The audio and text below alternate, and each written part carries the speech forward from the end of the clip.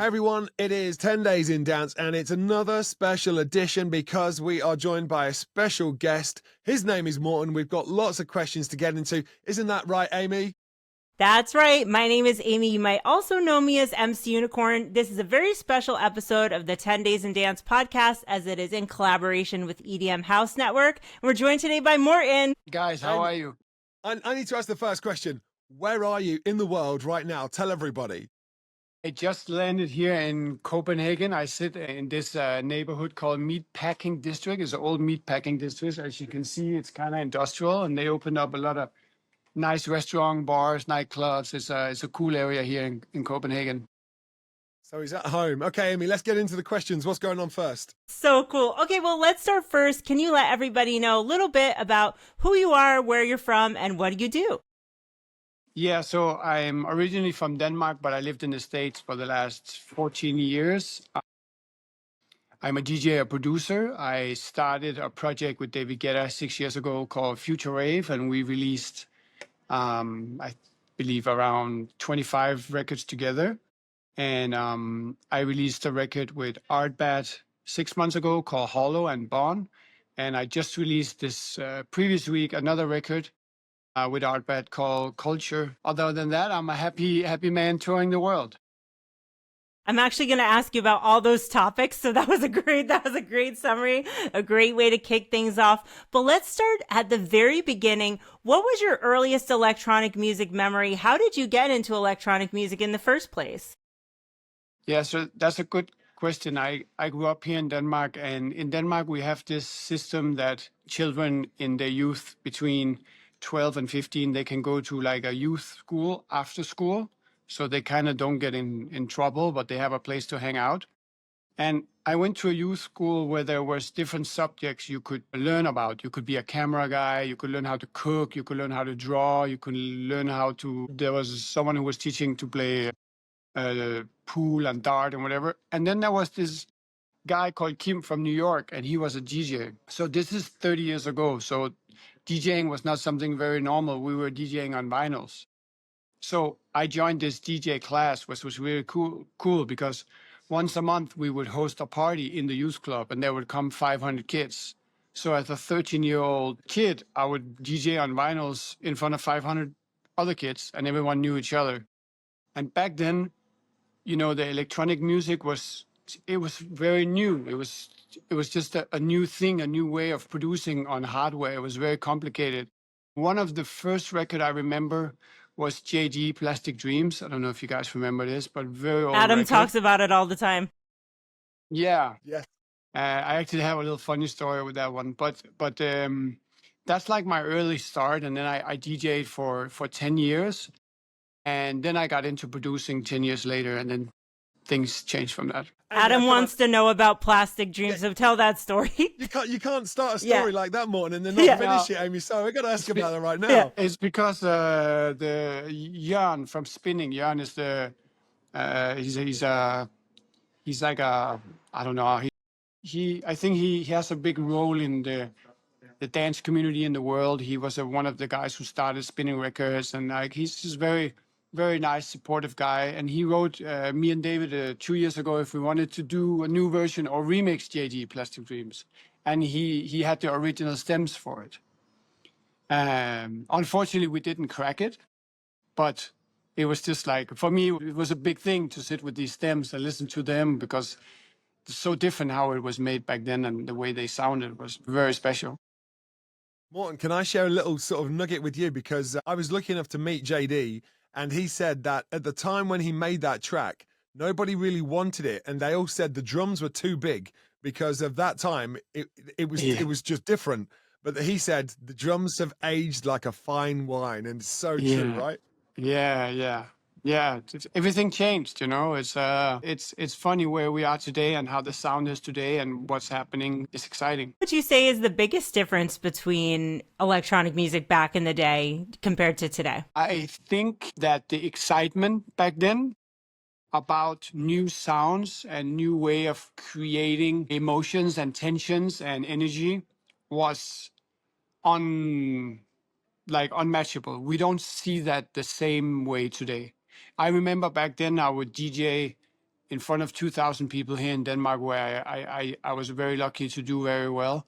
And I would play for 3-4 hours, and they wouldn't know a single record, but they would cheer on every record like they won the Olympics, like for real.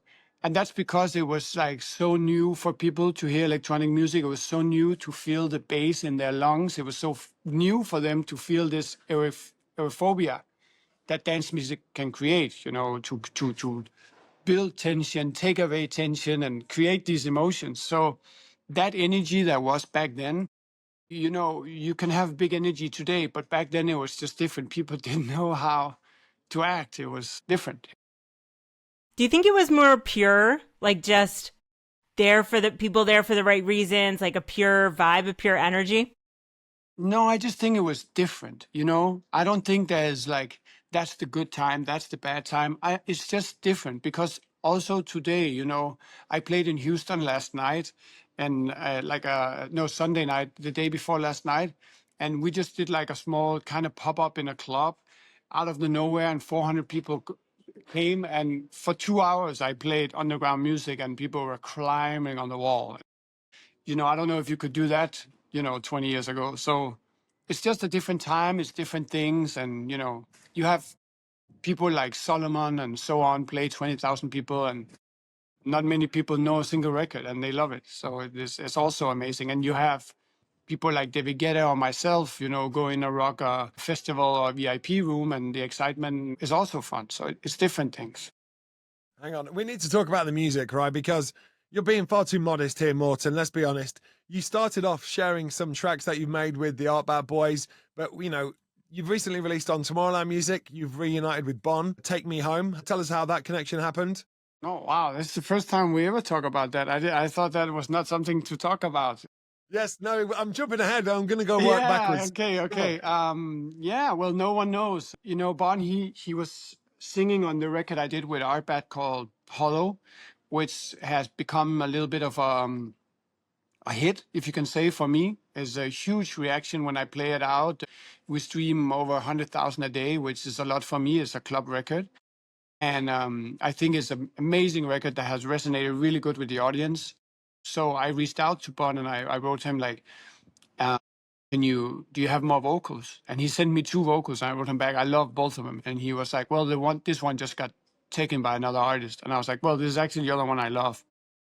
And the record kind of wrote itself. I had the melody in my head the same day, and the day after the record was done, I sent it to him, and he was like, that's it. I love it.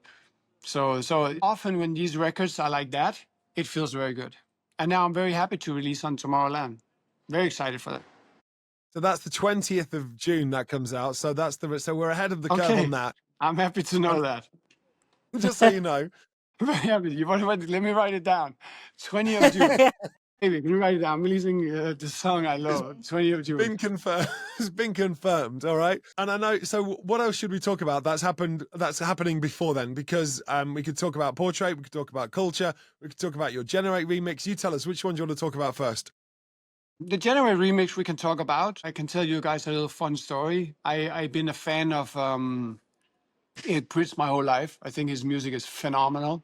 I think he's a super nice guy, and I made a edit of Generate. I think I made it very clear that it was Eric Prydz Generate, but then it was a Morten edit. I didn't try to take credit from the track or assume that it was my track. However, I did share it. I made it so people could listen to it, and I maybe did that in a way that it could seem like I was maybe, I don't know, but it was a tribute for me. It was a way of showing love to him and his music. And someone from his team was mentioning to my manager, hey, like, we don't really understand this. And then, you know, out of respect for him and for them, and of course, it's their song, I had to take it down. But it was actually meant in a very positive way to him, because I'm very fan of his music and him. But it's a hot remix. It's a hot song. remix. I mean, I think it's amazing, but I also love the original. So are you going to play that like at your gigs through the summer, or do you know, out of the mic respect, do you not play it? No, I don't think I don't think it's that he don't want me to play it. I just think I think they would have liked me to communicate with them. I think that's it.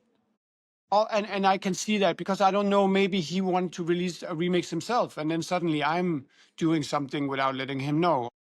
So I just know from the future, I think I could be better at communicating and sending to him at the first, like, hey buddy, I did this. What do you think? Instead of just playing it and sharing with the DJs. That's how we just always have been doing it. Everybody makes edits, everybody share their music. Yeah. Well, I hope that he's going to get back in touch and ask for an official remix very soon. Okay. All right. So we're going through your tracks of recent releases. Which one's next? Which one do you want to cover? Well, I actually have a release here on Friday in Denmark with the biggest act here in Denmark. We have a song together. We did songs together before in Denmark that has been like, yeah, very big songs there. So we're very excited for that. And then I have something in the pipeline with Guetta. We're trying to finalize. I have a few good things with Tomorrowland. So there's plenty. Amy, he's so modest. I want him to talk about the haircut song, and he's not talking about the haircut song. Let's talk about the hair. So I want to talk about culture too, because that came up. I need to ask you about that, but let's talk about the haircut song. Let's talk about Ultra. Tell us about that. Well, for a long time, I've been wanting to cut my hair. I told my manager many years ago if I played, at Ultra, I'll cut my hair on stage. But it was kind of like a little bit of a joke. And I wanted to cut my hair for a long time, and we were working with this organization to see if we could make something for charity. I had this idea that if I went live and I would be like, yo, I'm going to cut my hair. If you guys collected this kind of money, I would do it live. And then I would give the money to charity. So I talked to different organizations, but we couldn't really find a solution that really worked. And then we just wanted to make some fun out of it and, had to grow some balls and do it on stage. That was a pretty wild moment. And the song I played is Take Me Home with Bon. That's going to be released on Tomorrowland Music on June 20th. What charity did you end up going with in the end? We didn't go. Oh. We couldn't find the right solution. Yeah.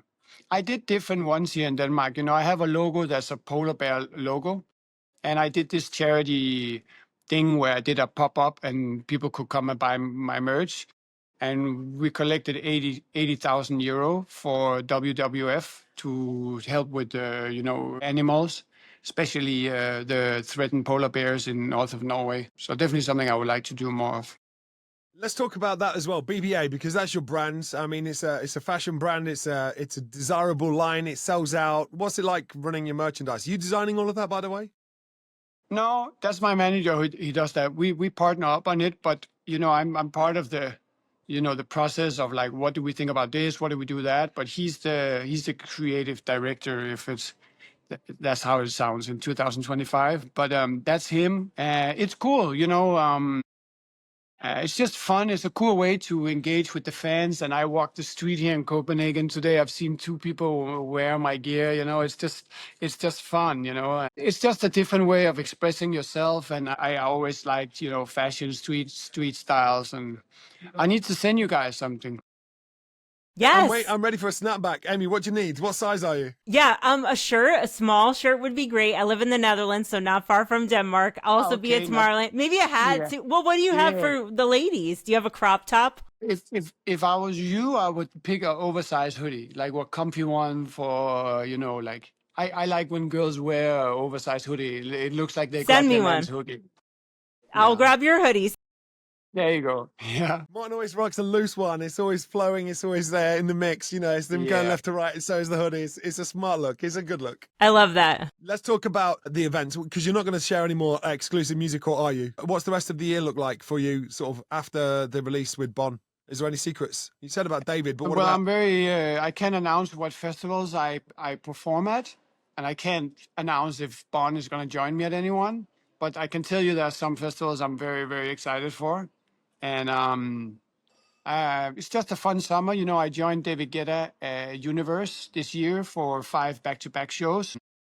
Yeah, life's just good, man. My shows are growing a lot. I feel a deeper connection with the fans. The more music I release, the more people feel connected to my music and the sound that I'm trying to do. And I think I'm in an interesting place because I always feel like I'm in the middle of everything, and I like to be there.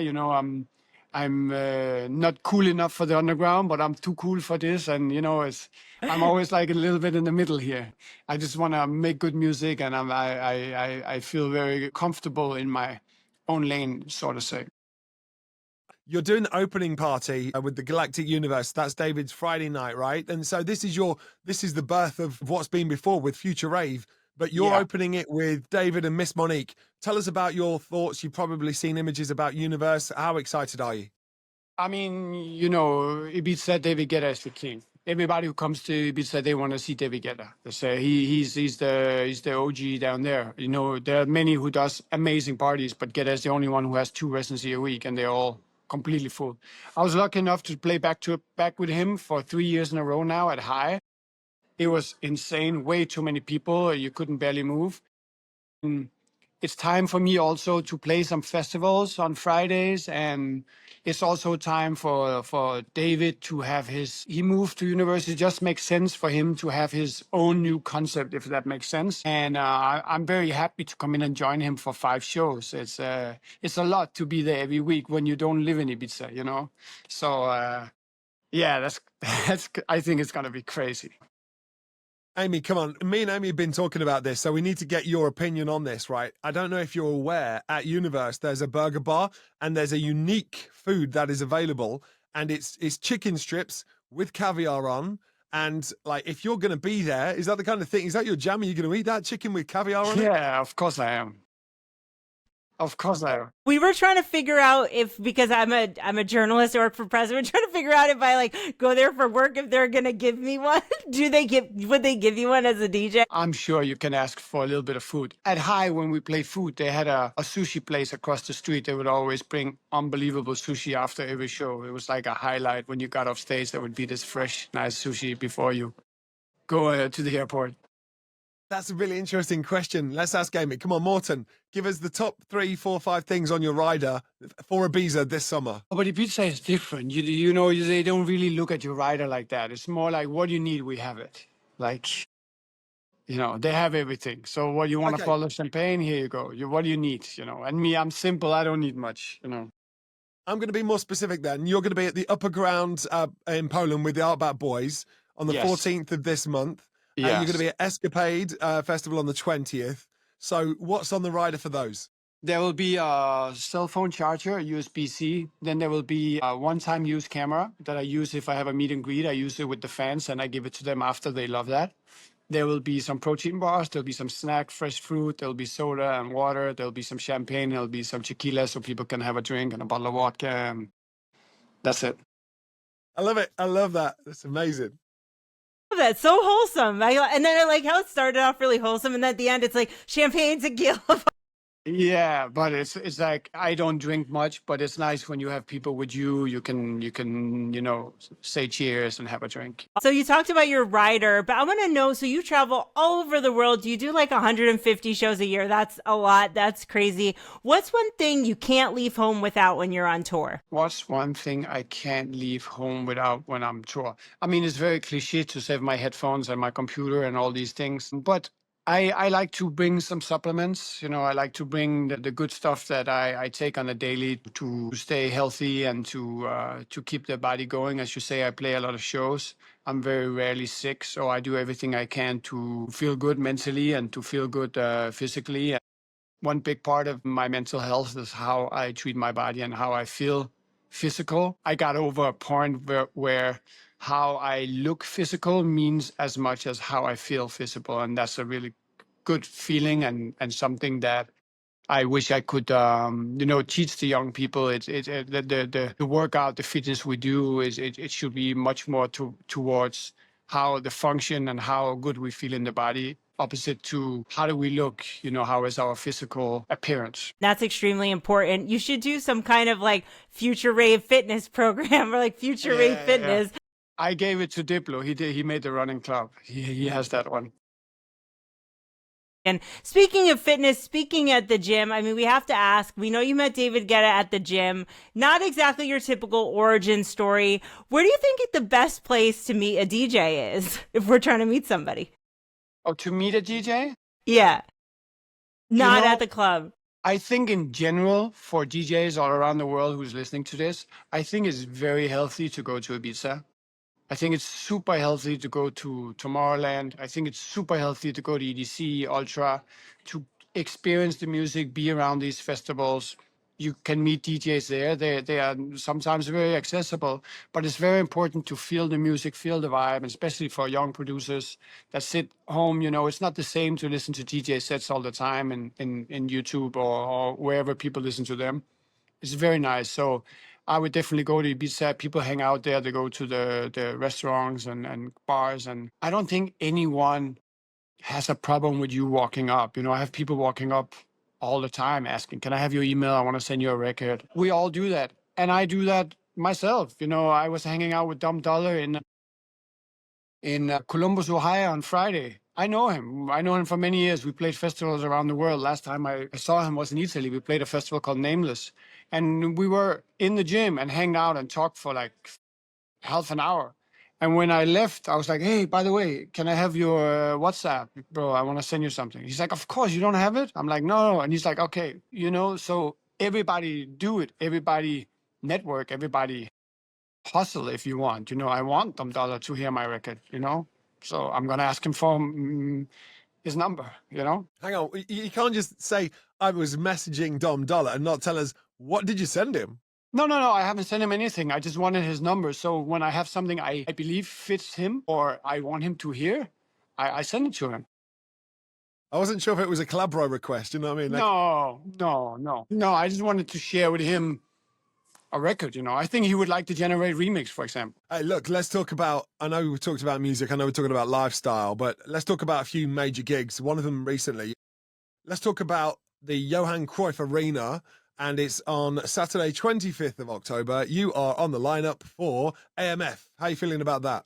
I feel like that is crazy. Hey, I have to say, because it's like, you know, like Amsterdam every year is like, what party are you going to play? What are you going to do? And now it's just like, you're playing that one, you're good. Like, it's just so cool. That I'm very excited for. It's like becoming mecca of electronic music. That arena is, yeah. And the lineup looks crazy. Summit and Artbat. And I don't even remember how many, like huge. I think it's Armin, if I'm not mistaken. And Hardwell, yeah. Like, John Summit's in there as well. Oliver Summit, Heldens, yeah. Oliver Heldens, yeah, local hero. Yep, yeah, he's really big here in the Netherlands. He's So big that's everywhere. way in the future. That's in October. Let's bring it to the Tomorrowland main stage, okay? Because obviously that's where we spend a lot of time together. You are on the Saturday 26th. Morten, solo, main stage, or are you? Are you solo? I am solo. And it's a big set time for me. It's the latest set time I ever played Tomorrowland main stage. I have an amazing relationship with the people of tomorrow, all the fans of Tomorrowland. I have an amazing relationship with Tomorrowland. It's been building over the years. I've been coming to Tomorrowland as a guest since I can remember. I have videos of me being in the crowd 13 years ago, pointing at the stage, saying, it's going to be me one day, you know? And it's just one big family. And I think that Tomorrowland, you know, it's funny because I played EDC Las Vegas 3 weeks ago, and one guy, they interviewed me, and one of the guys who interviewed me asked me, "What's the difference between EDC and Tomorrowland?" And right away I was like, I don't know, like, you can't compare. It's like two different things. Tomorrowland is like a fairy tale. You know, it's like you walk into the Hobbits and just a fairy tale for adults, and you have the best artists on the planet perform, and everyone bring their A game, everyone. And yeah, I don't know. Very excited for Tomorrowland this year. Very, very excited. That's amazing. Us too. We're excited too. So speaking of EDC, I want to talk, before we jump too far, I want to talk about your track with Artbat called Culture. Came out on Insomniac Records. Can you tell us a little bit about what was the inspiration behind that track, and what was it like playing that at EDC this year? It was cool. We've been playing it in our sets for a little bit. I had this idea going. I wrote this vocal in AR a little bit before the summer, and I played it for the boys, and they worked a little bit on the track, and we played it in our sets, and it's just been like a weapon for us. It's been super fresh, good energy record.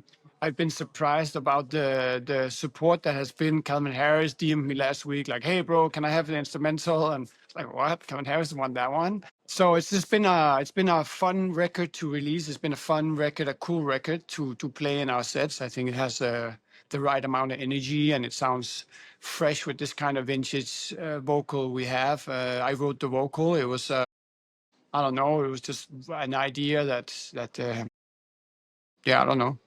It's just, I think it's a cool track. I think it's dope. I want to ask you a question, Morten, and it goes back to Ibiza.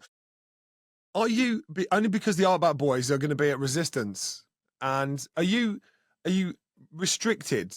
And you don't have to answer this question, but do you have a freedom to play anywhere you want, or because you play at places like Universe or wherever, are you not allowed to play elsewhere? How does it work this season? That's a very good question. And then the really honest answer is that I haven't brought that to David and Universe's attention, because the other ones that has been different parties asking me if I would be interested in joining their parties. And I don't mean the Art Bad party, but in general.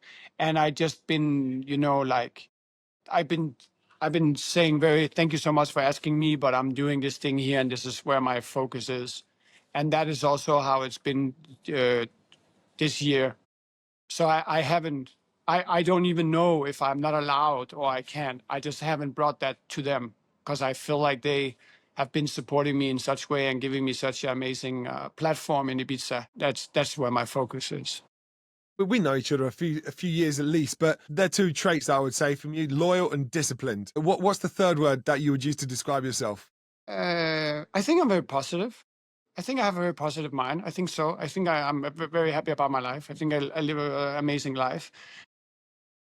I think that I believe a lot in karma. I think what you throw out there is going to come back.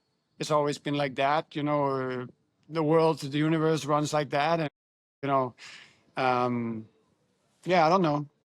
I'm happy. We'll take those three words. I hope you don't mind me putting the first two forward, but yeah, do you feel that's a fair reflection, right? Loyal, disciplined, because obviously the way that you tour, the way that your mind and your body. Yeah, I think I'm pretty disciplined. Yeah, I think I am. I think I work hard. I think I can work smarter sometimes, but that's a life lesson and something to learn. But I think I work really hard. Yeah.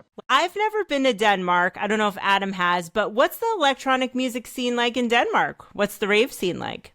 It's growing a lot. They have a big, I wouldn't say underground, but they have a big edgy culture here. The young people like to listen to edgy music, different music.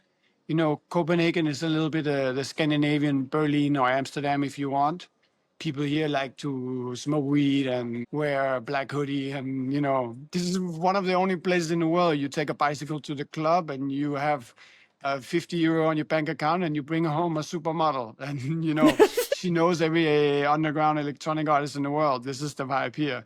It's very, very cool. And the music scene here, I was very, very lucky that EDM exploded when I came up, and I became like it doesn't translate that well, but I kind of became the electronic artist of the people. I was the first crossover and played the big festivals, main stage. I would close after Depeche Mode at festivals. I'm actually doing something extremely cool. The reason why I'm here is because in Saturday I'm doing something with a city. It's like a celebration of the city where I did 12,000 tickets in 9 minutes. But what's really interesting and what I'm doing is that I'm playing all the music I released the last 25 years with a 50 people synth orchestra. So I've been practicing this classical music with them for the last 4 months. And we are performing that on Saturday. And everyone I've ever met in this country is going to be there. So it's nerve-wracking and very exciting for me. What was the inspiration behind working with an orchestra? Have you done that before? Or? They brought it to me. They had this concept of making, I did this thing with David called Future Rave, and they wanted to make something special with me in Denmark that was different than just me coming to Denmark and play a big festival, because I used to come in and play 1-2 a year. So they want to make this concept called The Future Meet the Past. That's amazing. Oh, that's really cool. Yeah, so Yeah, I'm a little nervous, but also very excited for this. I think it's going to be cool. Yeah, amazing. Good luck. That sounds beautiful. Also sounds like something great for the community. Yeah, it sounds amazing, and also it's cool for me to kind of attract different audience than just the usual young people who go to the club or the festival. Because here, my mom, she brings 30 of her friends, and my dad has, half of the people he ever met in his life to come because they also want to hear my music played as a classical, version. So it's Morten, exciting. you're sending out Andre Rieu Maastricht vibes here with your mum and your dad inviting all their friends. That's what I'm seeing. I'm picturing Andre Rieu. Yeah, it's wild. Well, okay, so I have one last question for you before we close out. Where can people connect with you online? Drop all your socials and your links. That's nice of you to ask. My artist name is Morten, Mortn, and I put official behind because this guy who has Morten, he wants me to pay him a lot of money to get the name. So it's Morten Official on Instagram, on Facebook, and X, and whatever it's called. Thank you. Great. Thank you so much for joining us today. Everybody Guys, go I and check appreciate out you. Morten. We appreciate you too. Guys, go and check out Morten. All the links will be down in the show notes. Once again, thank you for coming on to the 10 Days in Dance podcast. This was in collaboration with EDM House Network, and we'll see you next time. Thank you, guys. I appreciate you very much. Thank you both.